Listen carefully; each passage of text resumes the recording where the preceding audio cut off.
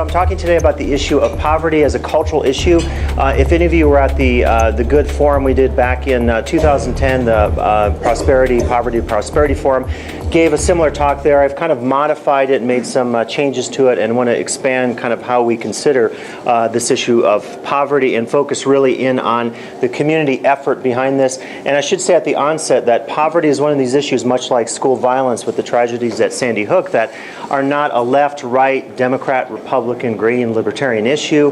These are issues that cut across all communities and political lines, and so everybody certainly has a role to play in this, and I think that's an important theme. So I start here with a definition of poverty, and quite obviously it's the condition of having very little or no money, goods, or means of support. And we'll go into later what this means in terms of thinking about transportation and housing and education and some of those basic needs that all of us need certainly to get by in life.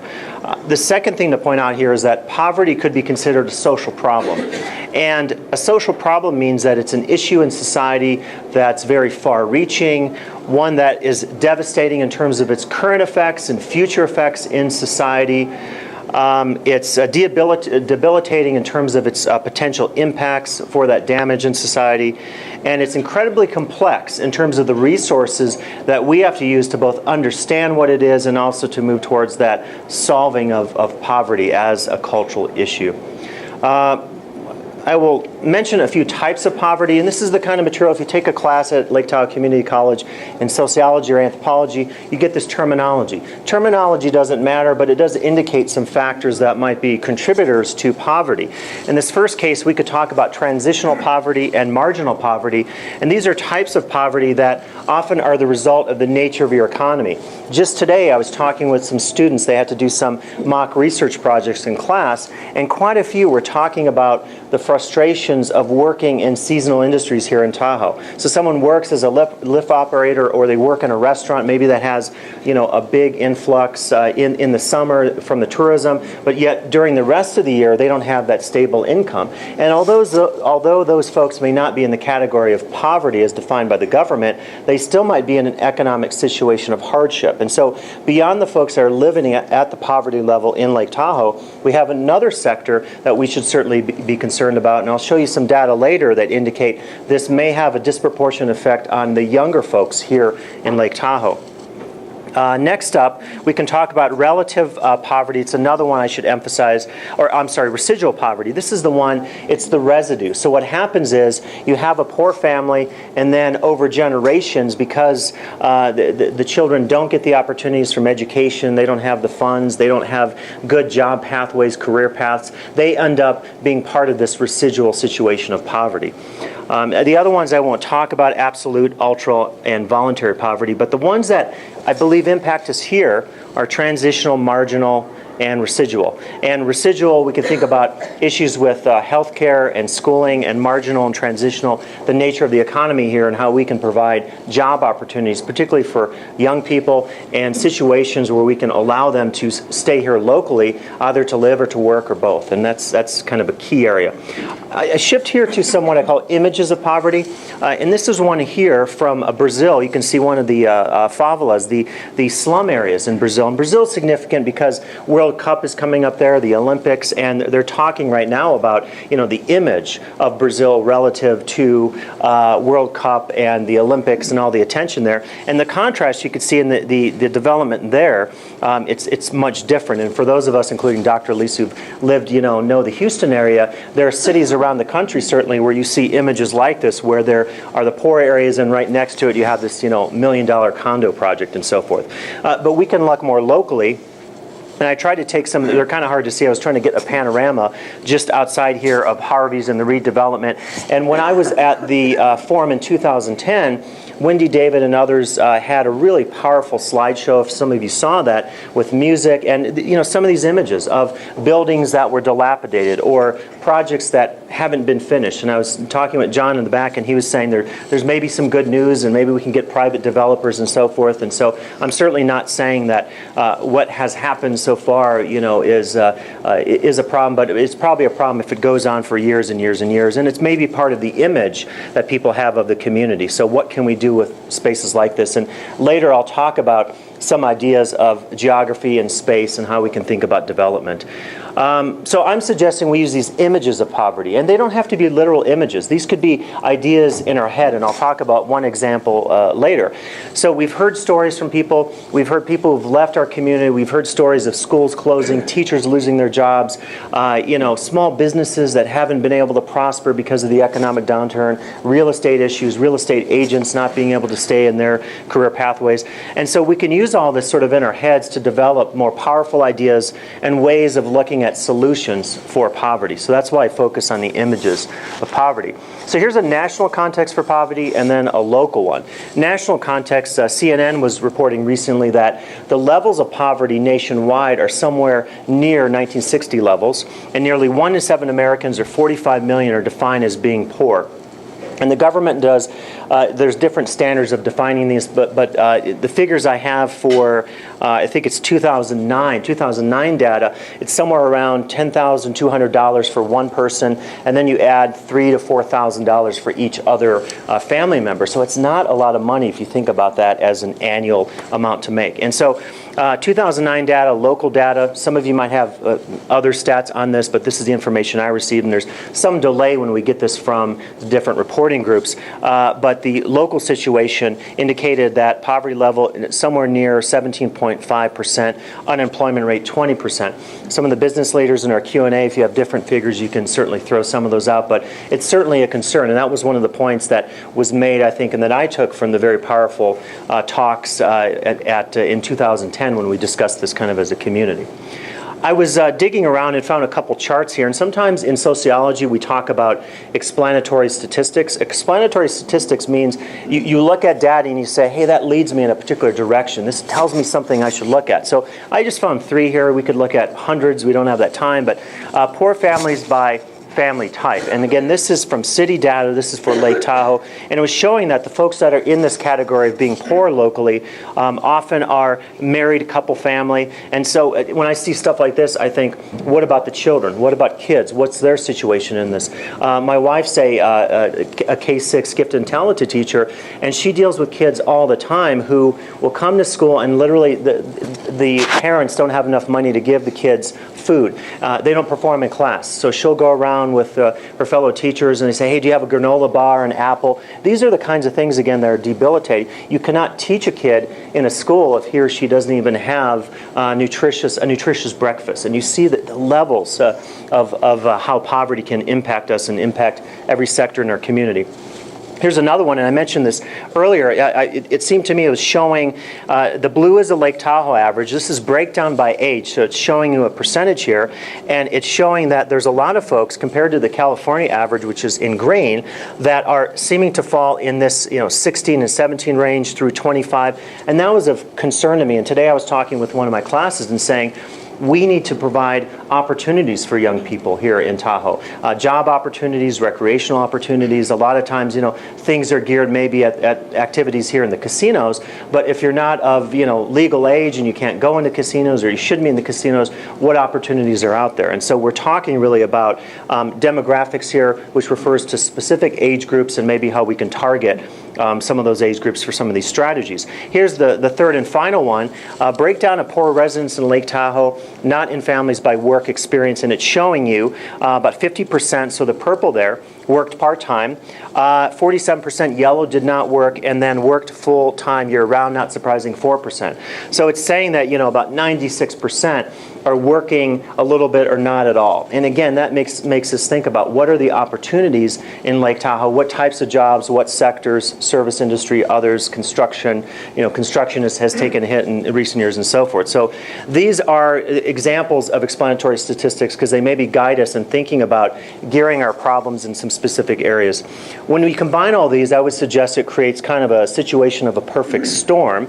And by that, we realize it threatens the core of who we are, what we do in Lake Tahoe. Whether we teach at Lake Tahoe Community College, whether we teach as K-12 educators, whether we work in construction, whether we're government officials, whatever, this impacts the core. It's not like there's a magical sector that isn't impacted by poverty and the economic downturn. So this is a real key.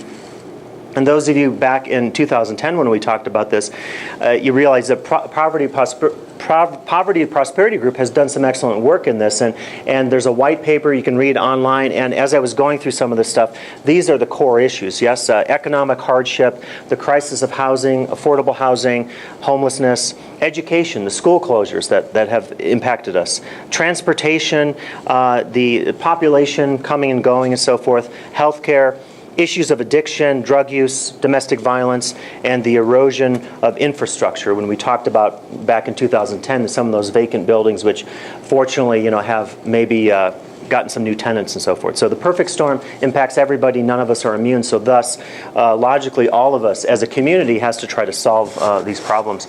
So this is a key point, one of a few key points, but this is obvious. But we have to address this collectively, and we have to just realize that we have a problem. So awareness is a key to this. We are aware that we have an issue. We have to focus on this issue, and that's such a first step. And all of you know this better than I do. You're involved in so many noble community efforts and fundraising. So much of what you're doing is targeting this stuff. So this is an example of how community and your deep social networks could really have an impact on this. But awareness.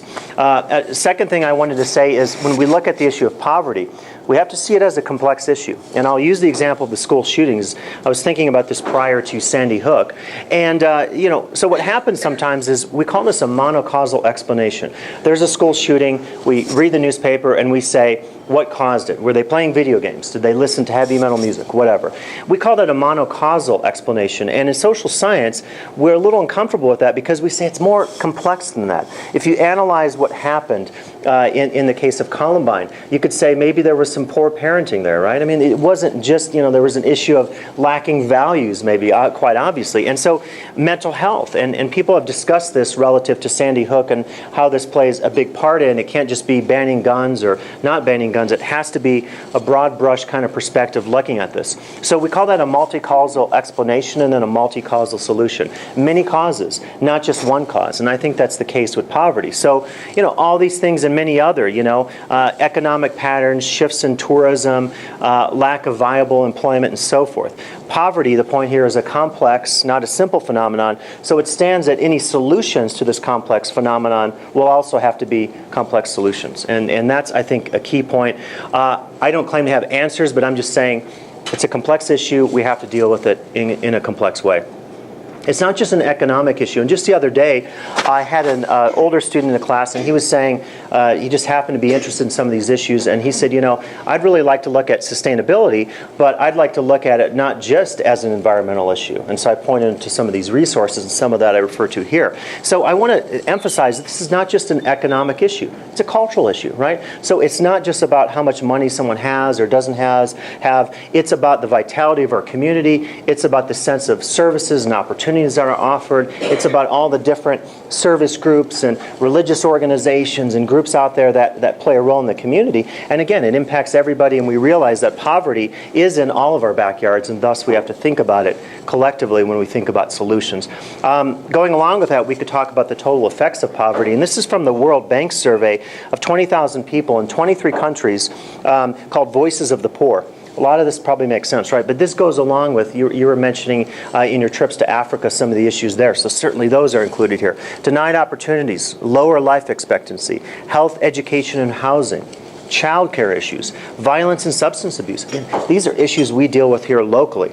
Relationship problems. You're talking about, a speaker was talking about marriage and healthy marriages. There's correlation there. You could say if a couple is dealing with tough economic times and one is laid off, one's not working, that's going to be a stressor on their relationship. So again, this is the total impact of poverty and economic hardship, and many others here as well. And so all of these, we could probably start a list today and say, let's all go out to our social networks and think about, oh, I have a relationship to the CASA program with children in the courts, or I work on substance abuse. And you could think about how the total impact could be greater if everyone sort of dipped into their own social networks locally.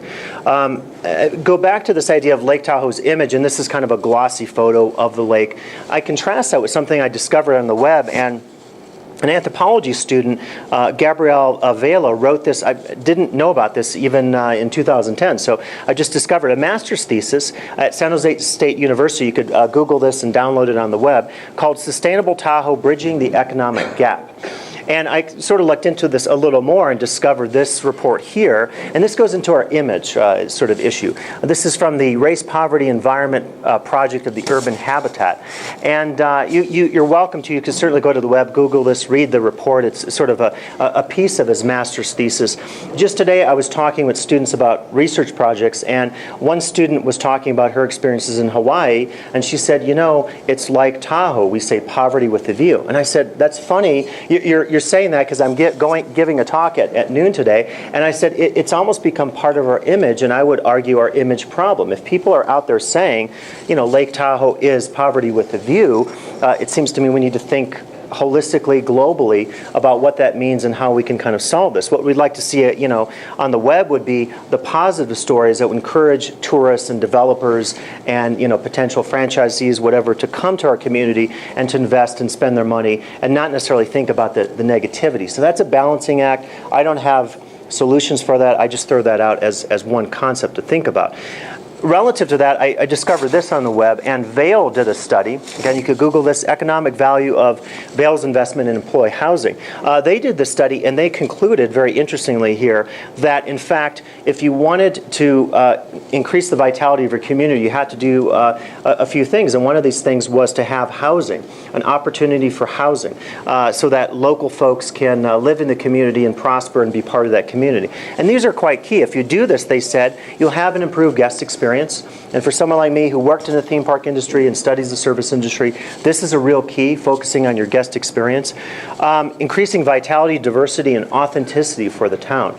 That issue of authenticity is really key, it seems to me. What's our vision for Tahoe? How are we going to combine, exciting gaming opportunities here at the casinos with exciting recreation and tourism and natural tourism and so forth? That's the authenticity of your local community. Community participation, because if folks are living locally, they can participate in activities and come to different development forums and community gatherings and be a part of it, and enhance opportunity for young residents.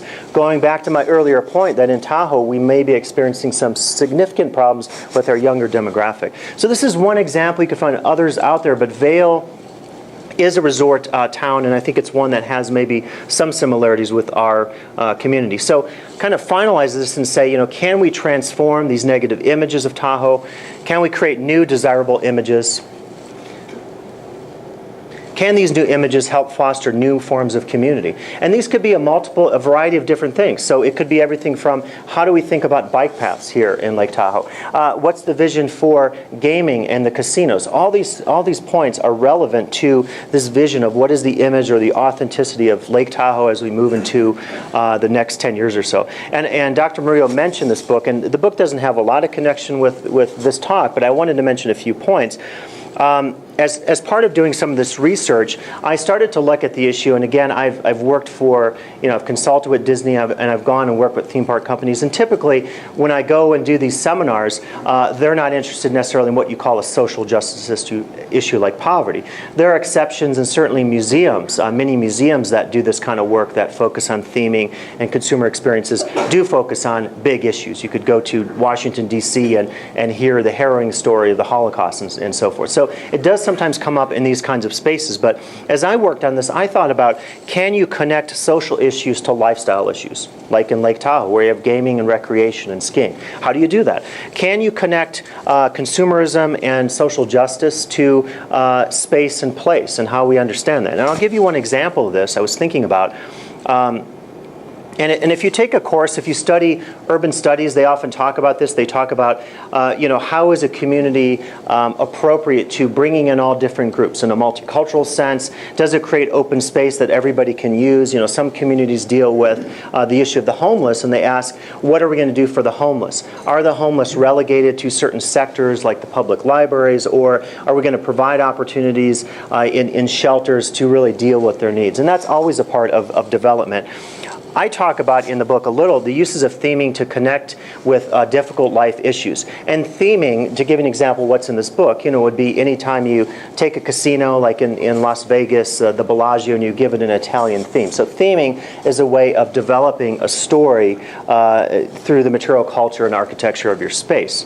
And I'll show you an example of this in a second. And lastly, connecting space to sustainability. The student that was talking to me the other day inspired this. And he said, I really want to get involved in this, but I think it's more than the bike paths, and it's more than the clarity level that UC Davis addresses with their group, that important work about the lake. It's about cultural sustainability. In other words, how do our social services continue to keep up with this looming crisis? What do we have to say from the world from education? Those of you involved in the ministry and religion, thinking about this as well. How can we combine and make an effort here that would be cultural sustainability? So let's try to mirror the purity of the lake and whatever we're doing there with a purity of culture, or support services and opportunities for folks. We could think about these together, I guess, is what I'm trying to suggest. And so here's my example. I actually end the Immersive Worlds Handbook with this. And this is a picture from Celebration Health. You may have remembered Celebration, that the Disney Plan community, no longer part of the Walt Disney Corporation. But I interviewed a few folks from Celebration Health, and one of the things they do is they use theming in a way to help kids with cancer and other folks dealing with these degenerative, life-threatening diseases. They use theming to make the experience a little bit more as good as you can given the tough circumstances. So they turn the MRI machine into a sandcastle, and patients wear Bermuda shorts, and it's really an opportunity to think about, you could use techniques of theming to deal with difficult issues. I don't know if we could do that locally, with our